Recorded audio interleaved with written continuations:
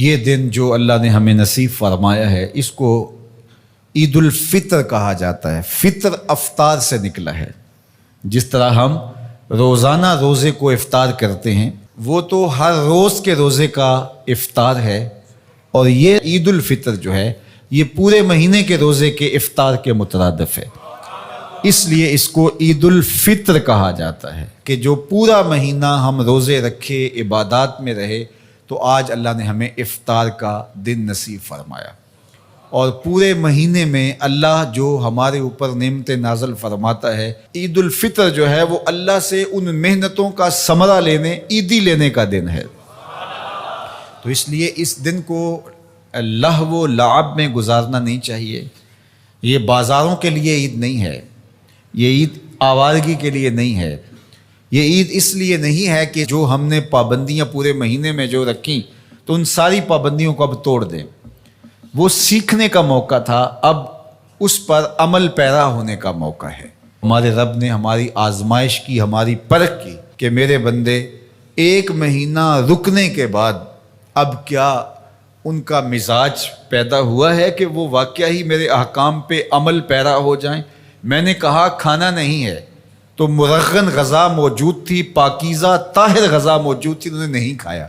میں نے کہا پینا نہیں ہے، انہوں نے ٹھنڈا میٹھا مشروب دستیاب ہونے کے باوجود چاہے آب زمزم بھی ہو تو انہوں نے ایک گھونٹ نہیں لیا، میرے حکم کی تعمیل کی۔ تو ایک مہینے تک میں نے حلال کاموں سے بھی ان کو روک کے رکھا۔ تو میں دیکھنا چاہتا ہوں کہ اب میرے کہنے پہ حرام سے رکتے ہیں یا نہیں رکتے ہیں۔ تو اللہ چاہتا ہے کہ یہ میرے بندے اب اس عمل کو اپنے اوپر یوں ہی طاری کر دیں۔ لیکن اگر ہم نہیں کرتے، جہاں تھے پھر وہیں کھڑے ہو گئے، تو اللہ تعالیٰ نے فرمایا کہ اس عورت کی طرح نہ ہو جانا جو اپنے سارے دن کا کاتا ہوا سوت شام کو ٹکڑے ٹکڑے کر دیتی ہے۔ وہ ایک خاتون تھی، وہ سارا دن سوت کاٹتی رہتی اور شام کو اپنے ہاتھ سے کاتا ہوا سوٹ ٹکڑے ٹکڑے کر کے ریزہ ریزہ کر دیتی اور اپنی ساری دن کی کمائی یوں برباد کر دیتی۔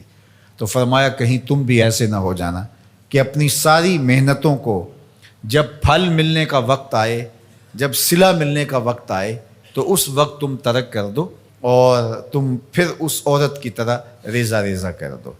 تو رمضان ہمیں سکھاتا ہے کہ ہم بقیہ زندگی بھی ایسے گزار سکتے ہیں۔ اور کسی نے کہا کہ اگر ساری زندگی رمضان کی طرح گزارو گے تو تمہیں آخرت عید کی طرح ملے گی۔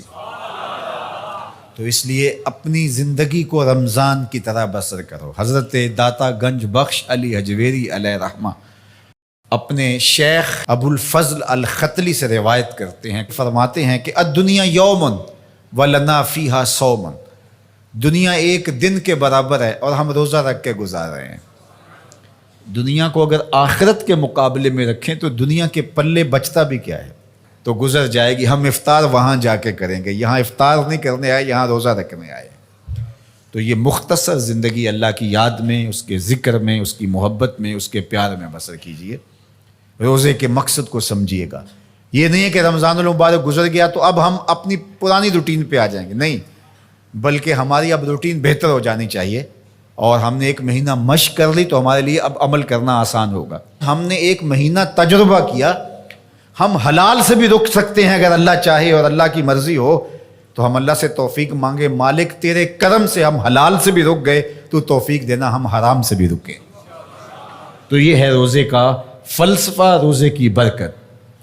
اب یہ یوم الفطر جو ہے یہ افطار کا دن ہے، یہ شکرانے کا دن ہے، یہ اللہ کی بڑائی بولنے کا دن ہے، اور غرباء کو، مساکین کو، اپنے ہمسایوں کو، عزیزوں کو جو مالی طور پہ مستحکم نہیں ہیں، ان کو عید کی خوشیوں میں شامل کرنے کا دن ہے۔